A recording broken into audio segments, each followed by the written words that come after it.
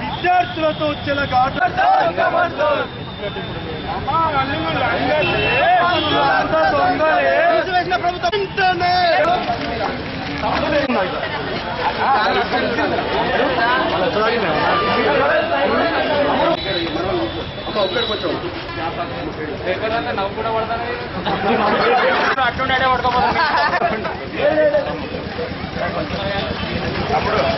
ఆయండి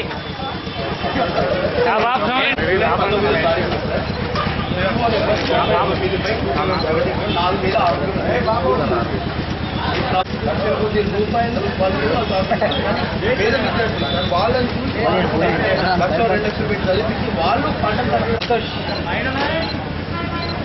విద్యార్థుల యువకుల త్యాగాలతో సాధించుకున్న తెలంగాణలో గత 3 సంవత్సరాలుగా చూస్తే ఆ నలుగురు కేసీఆర్ నలుగురు కుటుంబ సభ్యులే తప్ప బాగుపడింది ఎవరు లేదు.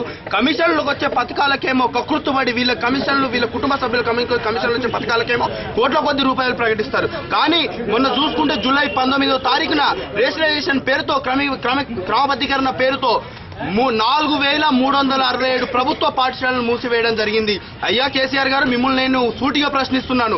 మీరు అధికారంలో రాకముందు కార్పొరేట్ విద్యా సంస్థల దందాను అరికట్టానని చెప్పి ప్రభుత్వ పాఠశాలలో మౌలిక వసతులు కల్పించి ప్రభుత్వ పాఠశాలలు ఇంకా ఊరికి 1 కాదు 2 కాదు 3 4 ఉంటే చూస్తానని చెప్పిన కేసీఆర్ గారు మీరు ఇప్పుడెందుకు మాట తప్పుతున్నారు? మీరు జూలై 19న చేసిన పనేంటి? 4,637 స్కూళ్లను మూసివేయడం ఇది ఎంత దారుణం అని ప్రభుత్వాన్ని మేము హెచ్చరిస్తున్నాం. కేజీ టు పీజీ ఉచిత విద్య అన్నావు, మళ్ళీ గురుకులాలు స్టార్ట్ చేసి మేము కేజీ టు పీజీ వైపు అడుగులేస్తున్నాం అంటున్నారు. అయ్యా, గురుకులాలు నువ్వు మొదలుపెట్టింది కాదు, స్వర్గీయ నందమూరి తారక రామారావు గారు ఆ రోజు 5వ తరగతి నుండి 12వ తరగతి గురుకులాలు ఎప్పుడో ప్రవేశపెట్టారు. మేమంతా గురుకులాల్లో చదువుకున్న విద్యార్థులే.